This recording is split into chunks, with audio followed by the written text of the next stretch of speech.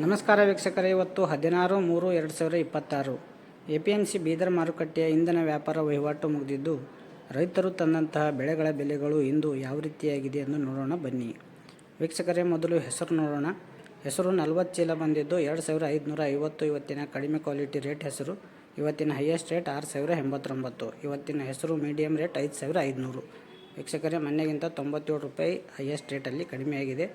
ಇನ್ನು ಉದ್ದು ನೋಡಬೇಕಾದ್ರೆ 93 ಚೀಲ ಬಂದಿದ್ದು 2888 ಉದ್ದಿನ ಲೋ ಕ್ವಾಲಿಟಿ ರೇಟ್. ಇನ್ನು ಉದ್ದಿನ ಹೈಯೆಸ್ಟ್ ರೇಟ್ 6409. ಇನ್ನು ಉದ್ದಿನ ಮೀಡಿಯಂ ರೇಟ್ 4075. ವೀಕ್ಷಕರೇ, ಉದ್ದು ಕೂಡ ಕಡಿಮೆ ಆಗ್ತಾಯಿದೆ. ಇನ್ನು ವೀಕ್ಷಕರೇ, ತೊಗರಿ ನೋಡೋಣ. 5360 ಚೀಲ ಬಂದಿದ್ದು 4211 ಲೋ ಕ್ವಾಲಿಟಿ ತೊಗರಿ ರೇಟ್. ತೊಗರಿ ಹೈಯೆಸ್ಟ್ ರೇಟ್ 8442. ವೀಕ್ಷಕರೇ, ನಿನ್ನೆಗಿಂತ 220 ರೂಪಾಯಿ ಕಡಿಮೆಯಾಗಿದೆ. ತೊಗರಿ ತುಂಬ ಕಡಿಮೆಯಾಗಿದೆ. 7478 ಮೀಡಿಯಂ ರೇಟ್ ಆಗಿದೆ. ಇನ್ನು ಕಡ್ಡಿ 3500 ಚೀಲ ಬಂದಿದ್ದು 4809 ಲೋ ಕ್ವಾಲಿಟಿ ಕಡ್ಡಿ ರೇಟ್. ಕಡ್ಡಿ ಹೈಯೆಸ್ಟ್ ರೇಟ್ 5266, ಆಲ್ಮೋಸ್ಟ್ 25 ರೂಪಾಯಿ ಹೆಚ್ಚಾಗಿದೆ. ಇನ್ನು 5100 ರೂಪಾಯಿ ಮೀಡಿಯಂ ರೇಟ್ ಆಗಿದೆ. ಇನ್ನು ಬಿಳಿ ಕಡಲೆ 7400 ರೂಪಾಯಿಂದ 8329 ಆಗ್ತಾಯಿದೆ ವೀಕ್ಷಕರೇ. ಇನ್ನು ವೀಕ್ಷಕರೇ, ಸೋಯಾ ನೋಡೋಣ.